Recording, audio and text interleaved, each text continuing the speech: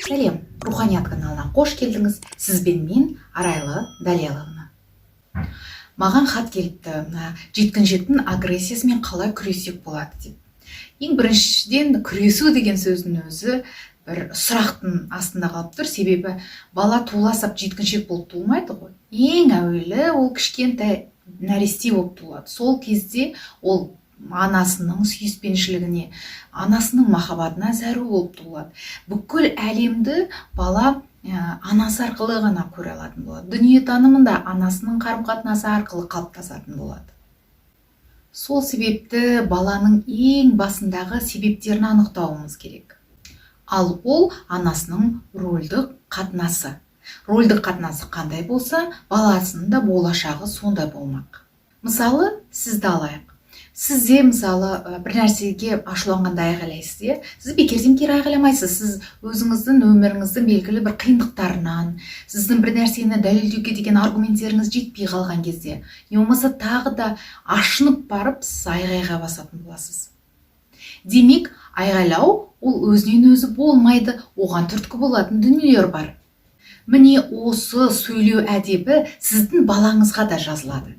Яғни сіздің сөйлеу мәнеріңіз, сөйлеу мәдениетіңіз, сөйлеу әдебіңіз сәйкесінше балаға да жазылатын болады. Бұл біріншіден. Екіншіден, бала айғайға көп жағдайда өзінің бойын қорқыныш билеген кезде басады. Және де осы қорқынышты көрсетпеу үшін, айбынды болу үшін, үлкен сияқты болып көріну үшін агрессиясымен көрсетеді өзінің қорқынышын. Шындығында ол бала әлі кішкентай, оның психикасы толыққанды дамымаған. Яғни ол қорқады, айғайлайды. Сіздің кішкентай кезден бастап осы жасқа, жеткіншек жасқа дейінгі аралықта кетіріп алған кемшіліктеріңізден, кетіріп алған олқылықтарыңыздан, түсініспеушіліктеріңізден туындаған дүние, яғни бір есікті тарс жауып кетуі, не болмаса айғайлауы, қырсығып отырып алуы, мұның барлығы сіздің туылғаннан бастап осы жасқа дейінгі кетіріп алған бір кемшілігіңізден болып тұр. Бұл орайда бала өзінің құндылығын көрсеткісі келеді. Кетіп қалып, қарсылық танытып, агрессия көрсетіп, бала өзінің құнды екенін, оны жақсы көретіндігін айтса екен деп, осындай әрекеттерге барады. Ал анасы керісінше, кетсең кете бер, ал мен не көрсетпекшісің деген сияқты әрекеттерімен бұл жағдайды одан бетер ушықтыратын болады. Ал ондай болса не істеу керек? Ең біріншіден сіз бұған дейінгі кете бер деген сияқты әрекеттерді жасамау керек екендігін түсіндіңіз. Балаңызды қасыңызға отырғызыңыз да әңгімелесіңіз. Мәселен, нотация оқуда емес, жай ғана қарапайым нәрселерді айтып, өмірдегі кез келген әрекет жасаңызды сөйлесіп отырып, міне мынаны істеп жатырмын, мен тамақ жасағалы жатырмын, не жасасам болады екен деп қарапайым нәрселермен ақылдасқан болып әңгімеге тарту керек. Адам көбірек әңгімелескен сайын өзіндегі ішіндегі жатқан дүниелерін ақырын ақтара бастайтын болады. Және де мен сені дұрыс түсінбедім, мен сені мүмкін дұрыс естімеген шығармын, сондай былай жасаған дұрыс па, сен қалай ойлайсың, сенің ойың қандай деп, оның да ойын түсінуге тырысу керек. Қазір сіз былай деп ойлауыңыз мүмкін. Ой, ол мен тыңдамайды, ол қырсық, мен естімейді, сөйлескісі де келмейді деп айтуыңыз мүмкін. Бірақ тынышталып жүрегіңізді тыңдап көріңіз. Және де кез келген адамға жылы сөйлесе, оның тілін табуға болады. Ал сіз оның ең жақын адамысыз. Сондықтан да жақын тартып әңгімелесу маңызды. Жиі адамдар тәрбие мәселесіне қатты мән бермейді. Өзі бір өсіп жатқан бала бір өзінен өзі өсіп жатқан сияқты көрінеді. Және де тәрбие деп айтатын болса, елдің көзінше ғана, ел айту үшін, ел түсіну үшін айтып жатады. Ой, мен оған 1045 рет айттым, ол сол түсінбейді деп, бала мен өзіңіздің арасында үлкен шекара қоясыз. Яғни сіз керемет, ақылды, күнде айтып, парасаттылықты айтып жүрген адам болып, ал бала келесі бір баррикадада қалып қояды. Мұндай қатынас әрине баланы тіпті алшақтатып жүреді. Сондықтан да баламен қатар жүк сияқты екендеріңізді, бір команда екендеріңізді сезіндіруіңіз керек. Әрине, әр түрлі жағдайлар болады, және де әр балаға жеке даралап, индивидуально қатынасқа түсіп қарастыру керек мәселені. Десек те жалпы жүйе осылай. Ең бастысы, бала сізге агрессия көрсетіп жатыр деп ойламаңыз. Бала сізді төмендету үшін, немесе сізді сыйламай жатыр деген сөз емес. бала өзінің шекарасын қорғауда және де өзі де қорқыныш болғандықтан бойында, түсініксіз болғандықтан сол бір жағдайдан қалай үлкендер сияқты шығудың жолын іздеп айғайға басып агрессияға көрсетуі әбден мүмкін. Ал енді бір нақты мысал келтіріп көрейікші. Балаңыз осындай әдеттегідей агрессияға басып айғайлап жатқан кезде сіз күндегідей одан сайын даусыңызды күшейтіп айғайлап, болмаса паникаға салынып, қорқып кетіп, не болмаса кетіп қалып, қашып кетіп, мәселені анықтап алмай қашып кету деген мәселелер болмау керек. Ең бастысы сіз баланың күнделікті нейрондық жүйесі байланысқан әрекет емес, басқа мүлдем әрекет жасауыңыз керек. Мысалы, кешке қандай тамақ дайындасам екен?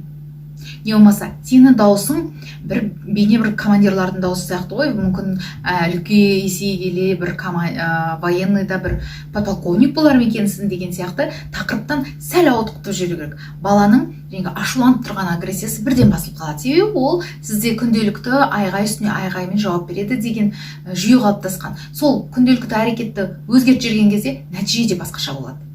Сонымен бір үлкен агрессиядан кеткеннен кейін өзіңіз асықпай енді отырып ойланыңыз. Кез келген бұлай күнде жасай бере алмайсыз ғой, бір-ақ рет жағдай, одан кейін ойланасыз. Жалпы кез келген агрессияның ағаш сияқты өсіп кеткен ғой сіздерде. Егер үлкен қатты айғай-шуға дейін баратын болса, оның кішкентай кезде себілген дәнегі болады бұл агрессияны. Сол дәнекті табуыңыз керек. Қашаннан бастап балаңыз айғайлай бастады? Қашаннан бастап балаңыз қарсылық таныта бастады? Не себеп болды қарсылық танытуға? Сол дәнекті тауып, сонымен жұмыс жасай бастаған кезде ғана сіз нәтижеге өте жылдам жететін боласыз. Яғни бір кездері сіз балаға аса назарыңыз қатты керек болып тұрған кезде көңілін қалдырып алдыңыз. Сіз уақытыңызды басқа нәрсеге аудардыңыз. Бәлкім гаджетке, бәлкім жұмысыңызға аудардыңыз.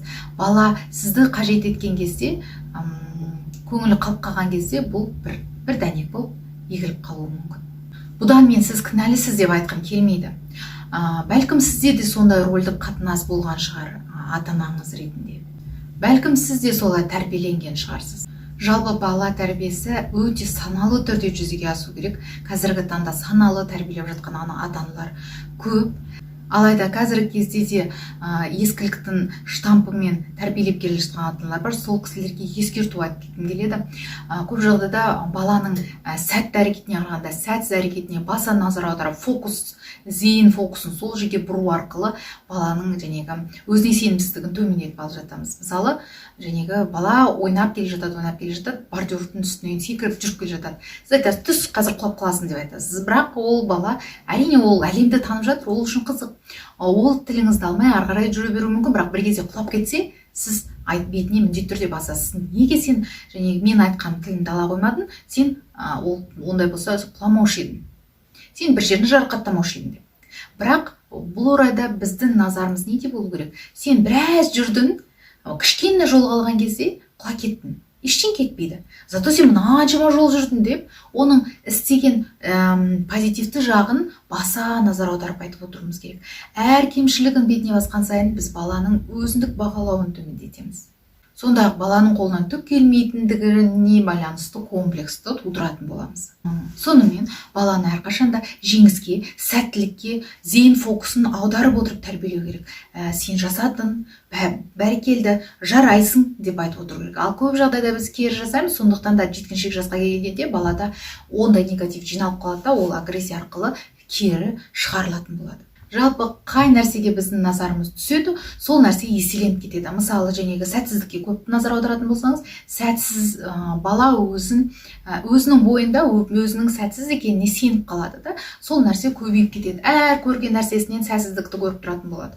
Ал егер де сәттілікке негіздесеңіз, жеңіске негізде бағдарландырсаңыз баланы, онда әр өзінің кемшіліктерін көп ескермей, жеткен жетістігіне назарланып бағдарланып тұрады, фокусын сол жерге аударады. Сонда бала жетістікке жететін бала болады. Лидер бала дайындайсыз. Сіз керемет әлемді бағындыратын бала дайындайтын боласыз тәрбиелеп. Яғни кез келген агрессия барысында сіз диалогқа түсуге тырысыңыз баламен. Мен дұрыс түсінбей тұрған шығармын, айтып берші тағы деп айту да тұрған ештеңе жоқ. Жалпы ата-ана болғандықтан сіз өте иілгіш болыңыз. Әлемдік табиғаттың өзінде қарайтын болсаңыз, табиғаттың өзі иілгіш. Ешқандай шаблонның нәрсе жоқ табиғатта. Бәрі динамично, өз ретімен қозғалып жатады. Біз білмейміз, қай күні жаңбыр жауады, қай күні бұлт болады, қай күні жел соғады, қай күні күн шығатынын. Күнде, ауа райында, табиғатта, әлемде өзгерістер жиі болып тұрады. Тура сол сияқты сіз кез келген жағдайға иілгіш болуыңыз қажет. Балаңызға қатысты да. Ал біз белгілі бір шаблонды үйреніп аламыз да, өте керемет идеальный болу керек бала дейміз де, сол шаблонға баланы тыққымыз келеді. Ал бала компьютер емес, ол белгілі бір файлды басына тық қойып, сол файлмен ғана жүре беретіндей емес. Бала дамиды, сәйкесінше онда әртүрлі реакциялар, әртүрлі эмоциялар туындайды. Сол эмоцияларға сәйкесінше иілгіш болып әрекет ететін болсаңыз, сіз балаңыздың осы бір кезеңінен, осында бір кризистік кезеңінен жеңіл алып шығатын боласыз. Сонымен жеткіншектегі агрессия ол салдар екеніне біздің көзіміз жетті. Яғни бұл агрессия бұрынырақта басталған, оның белгілі бір себептері болған. Енді сіз әрекетіңізді, қатынасыңызды өзгертіңіз. Сіз енді баламен бәсекелес ретінде емес, ал үлкен бір толған махаббатпен тәрбиелеуге тырыс көріңіз. Махаббат деген сөздің өзінде елдің көзінше жақсы көріну емес, ал шынайы балаңыз қажет еткен дүниені, балаңыз керек етіп тұрған дүниелерге көңіл аударып, ол баланың қызығушылығымен сәйкес өмір сүруге тырысыңыз. Махаббатпен әрекет еткен кезде біртіндеп қарым-қатынастарыңыз реттелетін болады. Бірақ ол бірден болып кетпейді, әрине. Адымдап қарым-қатынасқа түсу арқылы, диалогқа тарту арқылы, әңгімелесу арқылы сіз қалыпты жағдайға алып келесіз. Бірақ бұл қарым-қатынас барысында жүрегіңізде үлкен балаға деген махаббат жату керек. Сонымен осы сіздердің отбасыларыңызға түсіністік, махаббат тілеймін. Менімен болғандарыңызға рахмет. Құрметпен, Арайлы Далеловна.